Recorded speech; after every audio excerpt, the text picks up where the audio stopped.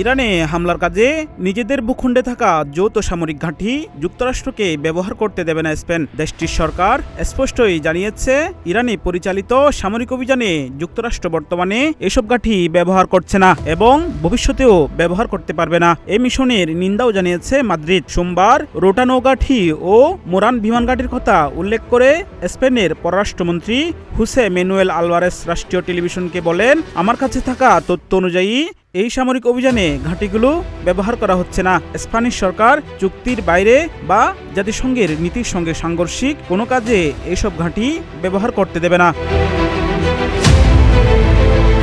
স্পেনের প্রধানমন্ত্রী পেদ্রো সানচেজও শনিবার শুরু হওয়া ইরানে যুক্তরাষ্ট্র ও ইসরায়েলের হামলার কড়া সমালোচনা করেছেন। তিনি এই হামলাকে অযৌক্তিক এবং বিপজ্জনক সামরিক হস্তক্ষেপ বলে উল্লেখ করেন। তার ভাষায় এটি আন্তর্জাতিক আইনের পরিপন্থী পদক্ষেপ। বর্তমানে যৌথ ব্যবস্থাপনায় যুক্তরাষ্ট্র এইসব ঘাঁটি ব্যবহার করলেও সেগুলোর সার্বভৌম নিয়ন্ত্রণ স্পেনের হাতেই।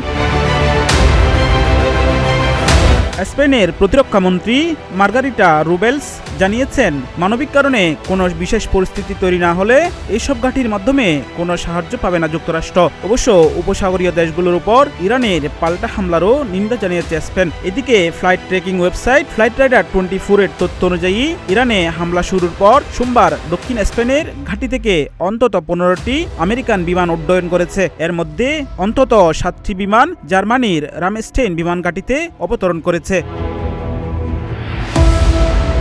ইউরোপের বড় দেশগুলোর মধ্যে স্পেনের অবস্থান কিছুটা ভিন্ন। তবে শুরুতে যুক্তরাজ্য ইরানে হামলার জন্য নিজেদের ঘাঁটি ব্যবহারের অনুমতি দেয়নি। তবে মধ্যপ্রাচ্যে মার্কিন স্থাপনা ও উপসাগরীয় অঞ্চলের জ্বালানি অবকাঠামো লক্ষ্য করে ইরানের পাল্টা হামলার জেরে রোববার প্রধানমন্ত্রী কিয়ার স্টারমার সম্মিলিত আত্মরক্ষার কথা উল্লেখ করে নিজেদের ঘাঁটি ব্যবহারের অনুমোদন দেন। যুক্তরাজ্যের মতো একই পদক্ষেপ নিতে প্রস্তুত ফ্রান্স এবং জার্মানিও। এ নিয়ে রোববার একটি যৌথ বিবৃতি দেন 3 দেশের নেতারা। বিবৃতিতে তারা বলেন, এই অঞ্চলের বিভিন্ন দেশের বিরুদ্ধে ইরানের নির্বিচার ও অসম ক্ষেপণাস্ত্র হামলায় আমরা বিস্মিত ও উদ্বিগ্ন। এমন দেশও হামলায় আক্রান্ত হয়েছে যারা যুক্তরাষ্ট্র ও ইসরায়েলের প্রাথমিক সামরিক অভিযানে জড়িত ছিল না। এ বিষয়ে যুক্তরাষ্ট্র এবং আঞ্চলিক মিত্রদের সঙ্গে একযোগে কাজ করতে সম্মত হওয়ার কথা জানানো হয় বিবৃতিতে। আরাফাত বিন হাসান, প্রতিদিনের বাংলাদেশ।